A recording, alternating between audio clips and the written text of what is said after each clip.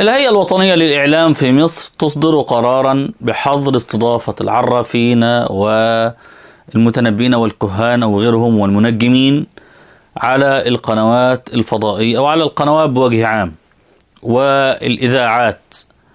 طبعا قرار يعني يشكر لهم ويحمد لهم. أمس الهيئة الوطنية للإعلام في مصر برئاسة الأستاذ أحمد المسلماني الصحفي المعروف أصدرت قرارا يعني يحيون عليه. القرار نصه كالتالي: يعني استطلاع مستقبل المنطقة والعالم يكون عبر التفكير العلمي وقواعد المنطق ومعطيات علم السياسة والعلوم الأخرى، والاستعانة في هذا الصدد بالعلماء والخبراء والأكاديميين والمثقفين. يجب الابتعاد عن الترويج لخرافات المنجمين والمشعوذين مهما كانت شهرتهم. هؤلاء يستهدفون إهانة العقل وتسفيه المعرفة وتأسيس شهرة كاذبة على توقعات عشوائية لا سند لها. الهيئة الوطنية للإعلام تحظر على القنوات استضافة العرافين والمنجمين. طبعا القرار الحقيقة يعني يحيون عليه من حيث إصدار القرار ومن حيث الأسباب والمبررات التي ذكروها. من حيث إصدار القرار فإني القنوات الفضائية أو القنوات بوجه عام ووسائل الإعلام الأصل فيها التنبؤ بالمستقبل يكون مبني على قراءة للواقع ومعطيات تقول والله نتوقع يحدث كذا في السياسة، نتوقع يحدث كذا في الاقتصاد، وفي النهاية بيقول أتوقع وأتوقع بناء على إيه؟ يعني هو لما بيتوقع بيقول والله لأن كذا كذا كذا.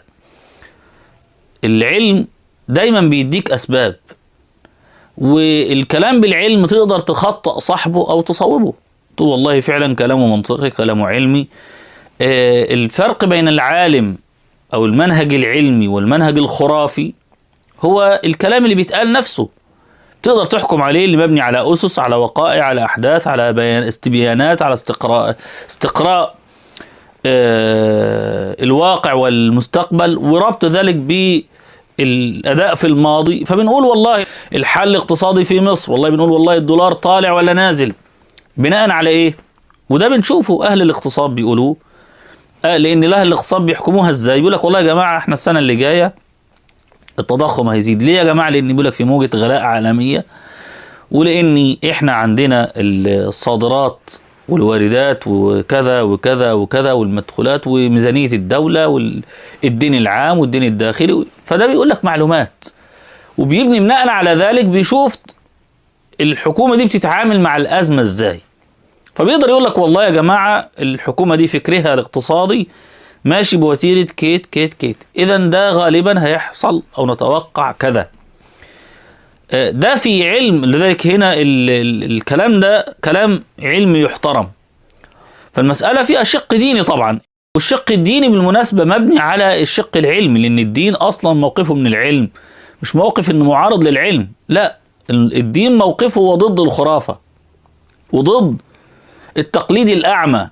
إن وجدنا آباءنا على أمة، أو اتباع الظن، إن يتبعون إلا الظن وما يغني من الظن من الحق شيئا. الشاهد هنا أن الإسلام دائما بيعتمد على اليقينيات والقاعدة الأصولية والاعتقادية، والقاعدة المهمة في الإسلام اليقين لا يزول بالشك. القضايا اليقينية ما تزولش بشكوك الناس، إنما بالتيقن هو الذي يحكم وهو الأعلى. وهناك قواعد في باب اليقين وباب اليقينيات في الفقه الإسلامي وفي أصول الفقه وفي الاعتقاد، لكن طبعا الهيئة الوطنية جابتها من باب العلم يعني كهيئة علمية عشان هي مش دار إفتاء يعني. طيب ده كلام الحقيقة كلام يحترم ويقدر، إن يا جماعة العلم هو الذي يقدم في هذه المسائل وليس الكهانة والدجل. كلام طبعا كلام فارغ، لأن الله عز وجل لا يضع غيبه في أيدي البشر. ولذلك العلماء، وده اللي احنا بنقول اللي ما استدلوش بيه، العلماء بيتكلموا عن الغيب على انهم نوعين. الغيب نوعان: غيب نسبي وغيب مطلق.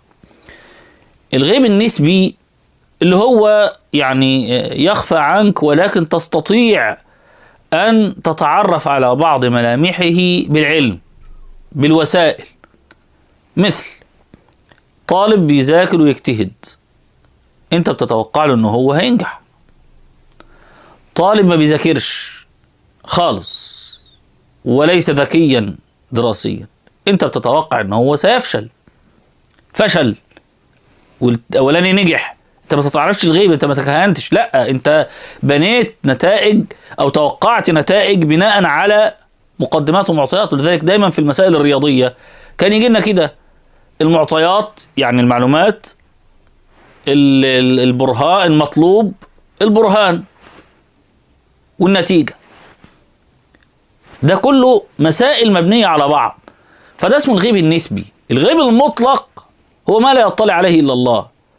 يعني ايه الغيب المطلق الذي لا يطلع عليه إلا الله؟ الذي لا يكون إلا في علم الله. القيامة امتى؟